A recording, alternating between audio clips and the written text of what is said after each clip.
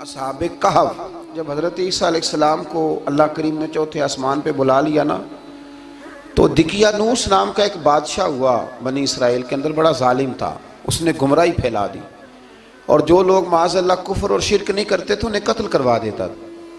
तो 7-8 नौजवान अपना ईमान बचा के भागे। ओ हो अल्लाह, सारी दुनिया माल बचा के भागती, वो 7-8 नौजवान अपना ईमान बचा के भागे कि ये हमें कहीं कुफर की तरफ ना लौटा दे। तो जाके एक गार के अंदर चले गए, तो एक कुत्ता भी उनके साथ हो गया। उन्हें कुत्ते को बड़े रोड़े मारे कि ये अगर भौंकेगा, आवाज़ निकालेगा तो हम पकड़े जाएंगे, हमने तो छुपना है। पर उसको ना वलियों से प्यार हो गया था। उसने कहा भगाओ जितना मर्जी मुझे, फितरत मेरी है कि मैं भौंकता हूँ, पर जब अल्लाह के वली हों तो फिर मैं अदब करता हूँ। ये कुरानी वाक़या। अच्छा, ये ऐन वो वाक़या है कुरान मजीद का कि जो बहुत सारी चीज़ों पर वैसे ही नास है और बहुत सारी ज़ुबानें वैसे ही गुंग हो जाती। तो वो 6-7 लोग थे, वो चले गए गार के अंदर, जाकर उन्होंने पनाह ले ली। बादशाह को पता चल गया कि गार के अंदर है। अच्छा, अल्लाह की कुदरत, जैसे ही दाखिल हुए इन्हें नींद आ गई, ये सो गए। और कुरान मजीद कहता है, कुरान मजीद के ये लफ्ज़ हैं कि कुत्ता गार के मुंह पर बाजू फैला के बैठ गया, गोया अपने मालिकों की खिदमत कर रहा है। ये देखो ना कि इतना तो उनके अंदर भी कमाल है। अपने ना दोनों बाजू फैला के कुत्ता भी गार पे बैठ गया। इनको नींद आ गई। बादशाह ने पता कराया, कहाँ भाग के गए? तो कहा वो गार के अंदर है।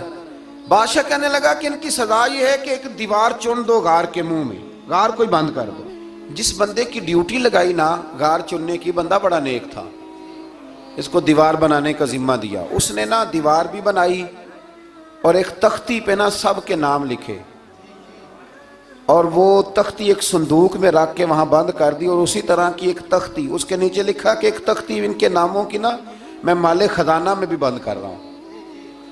अल्लाह तबारक व तआला की कुदरत के 300 साल तक सोए रहे। 300 साल के बाद इस तरह हुआ कि हुकूमतें बदल गईं। बैदरूस नाम का एक बादशाह आ गया, वो बड़ा नेक दिल था।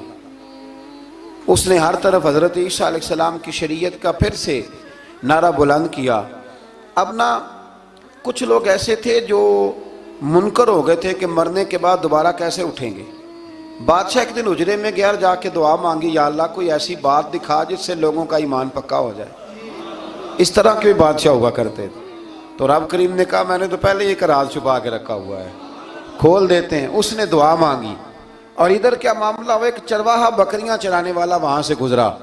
उसने सोचा ये दीवार है, अगर इसका मुंह खोल लूं ना कभी तो मेरी बकरियां यहाँ थोड़ा सा धूप के अंदर सस्ता लिया करेंगी। उस चरवाहे ने क्या किया कि उसने वो दीवार गिराई ताकि मेरी बकरियां अंदर जाया करें। वो दीवार गिराई तो उसने अंदर 6-7 लोग सोए हुए देखे और कुत्ता भी सोया हुआ देखा।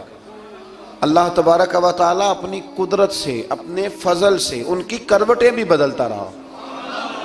अपनी कुदरत से एक तरफ इंसान पड़ा रहे ना तो आज़ा गल जाते हैं, उनकी करवटें भी बदली जाती, मुनासिब रोशनी भी दी जाती, हरारत भी। उसने दीवार गिराई तो उनकी आंख खुल गई।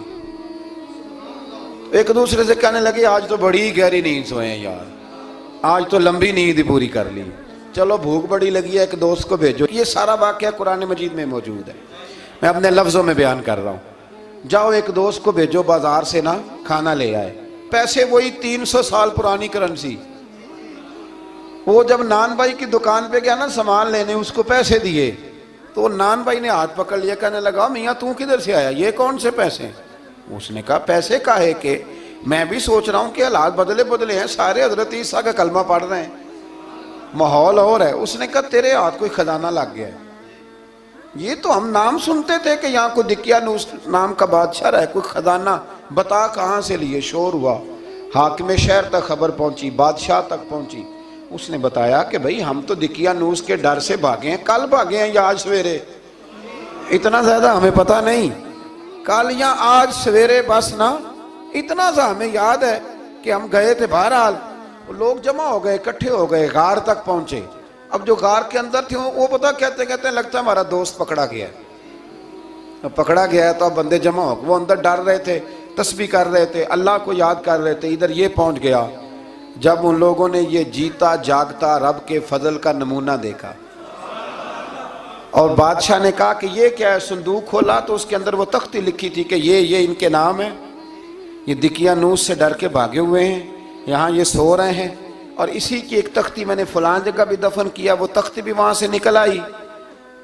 अब सब लोगों की आंखों में आंसू आए और सब कहने लगे ला इलाहा इल्लल्लाह, ला इलाहा इल्लल्लाह, ला इलाहा इल्लल्लाह। सब कहने लगे इन्नल्लाह अला कुल्लि शैइन कदीर।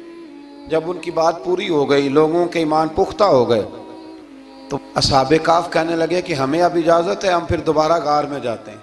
वो गार में गए तो रब ने फिर उन्हें मौत अता फरमाई, नींद अता फरमाई, तोहफा दिया। बादशाह ने फिर उसके आगे दीवार बनाई और वहाँ बादशाह ने एक मस्जिद तामीर करा दी, लोग ज़ियारत करने जाते।